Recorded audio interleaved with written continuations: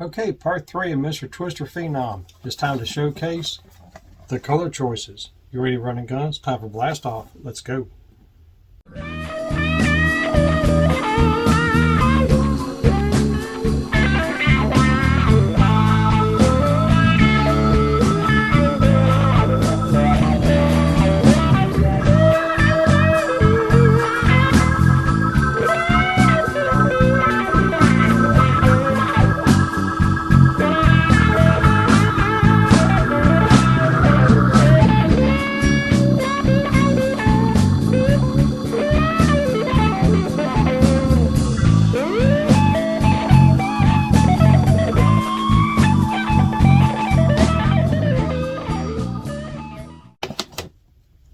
Hey guys, Todd here with you. Welcome back to Bassin 101, part 3 of Mr. Twister Phenom.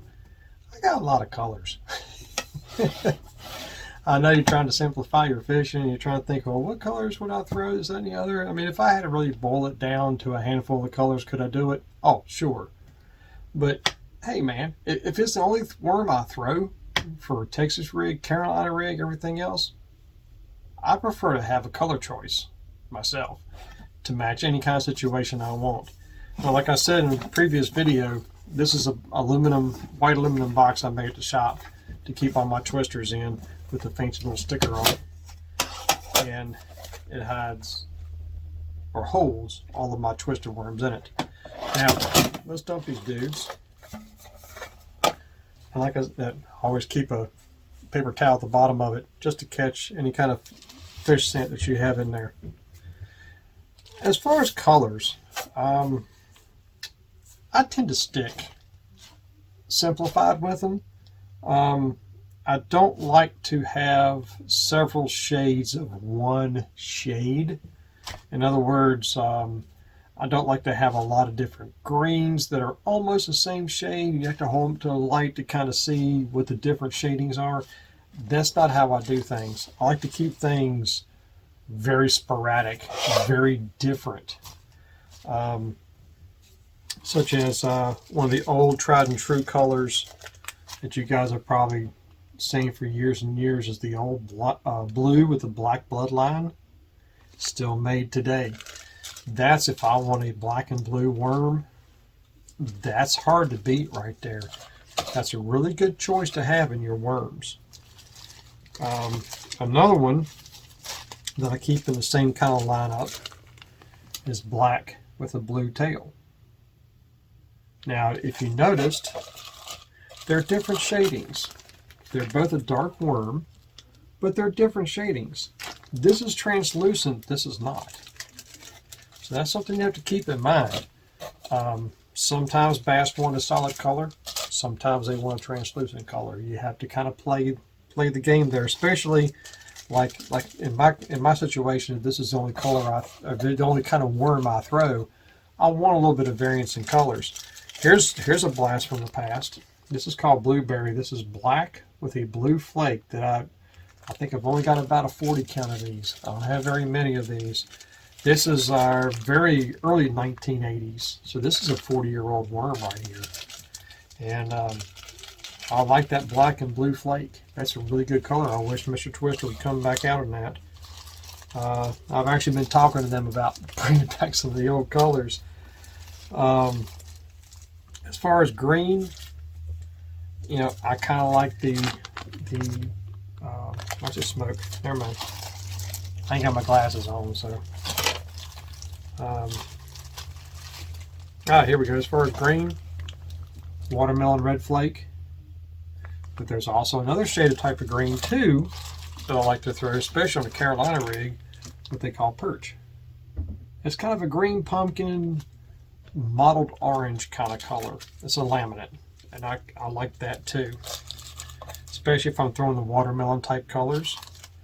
Another color you can't go wrong with, pumpkin. Just straight pumpkin. Great color, still made today. This is really good for dipping the tail shading in chartreuse and orange, things like that, like I showed you guys before.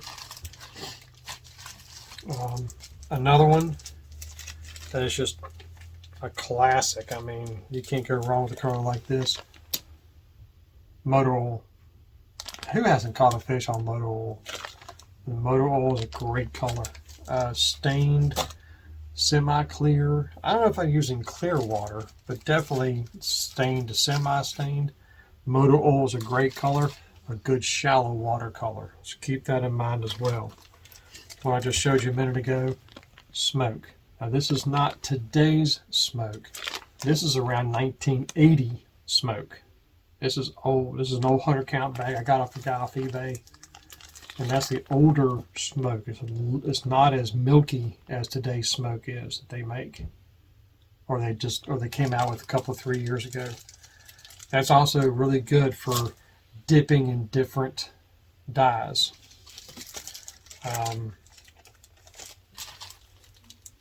Another one here. Oh, this is a classic. I've caught a lot of fish on this. Purple firetail. Man, I want to tell you a trick. If you want a really good purple firetail, order the 100 count bag. There's something about with Mr. Twister. If you get a 100 count bag, you get some of the older packs. They're still hanging on the wall, and not a lot of people get. If you get the 20 count bags, you're getting the newer stuff that they're pouring. I like the older firetail a lot better. So I'm going to pass that tip on to you guys.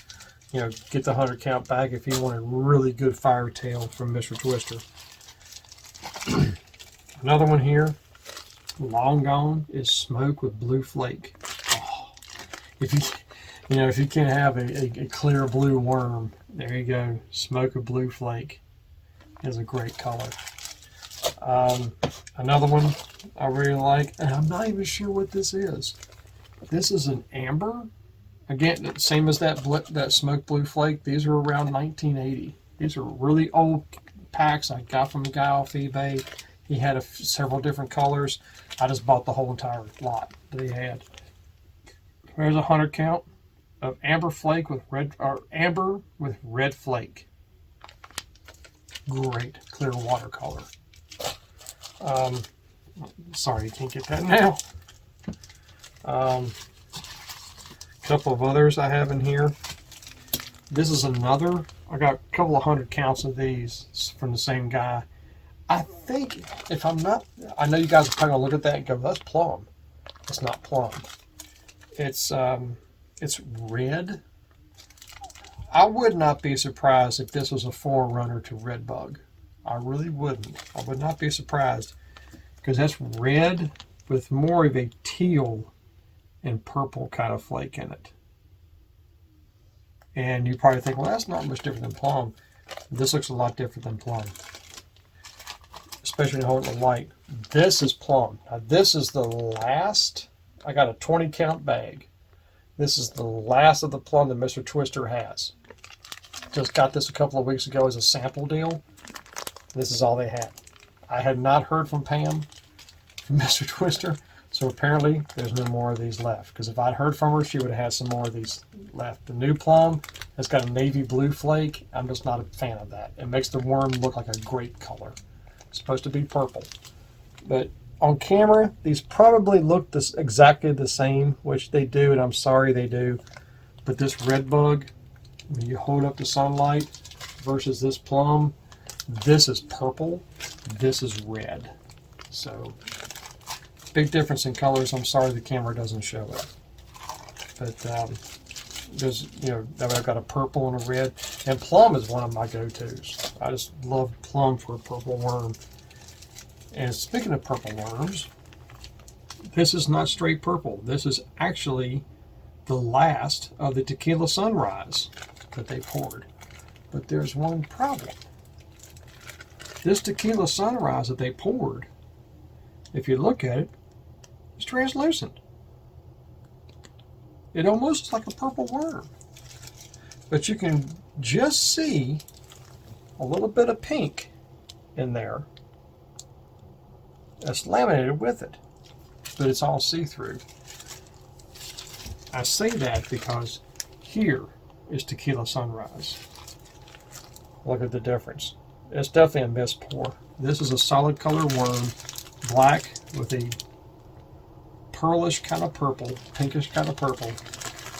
this didn't quite come out the way it's supposed to. See the difference in the colors? Huge, huge difference. So I keep both of these because you don't know. You know, any kind of a purple with a shad pattern, purple black laminate, it's a great color. And you do culprit guys out there like to throw culprit worms, that's a great color, along with, speaking of culprit, red shad. I'm thankful to have 2 more 20 count bags of these, because apparently that's more of what their red shad is nowadays. Huge difference. I mean, this is almost as close to a culprit red shad as you can get. So red shad to me has always been a good color, especially in grass. Red shad in grass is a good deal right there. Winding down the colors. Speaking of red shad, you've got red bloodline, which is an all red worm with the black bloodline in it. That's a good complement to red shad.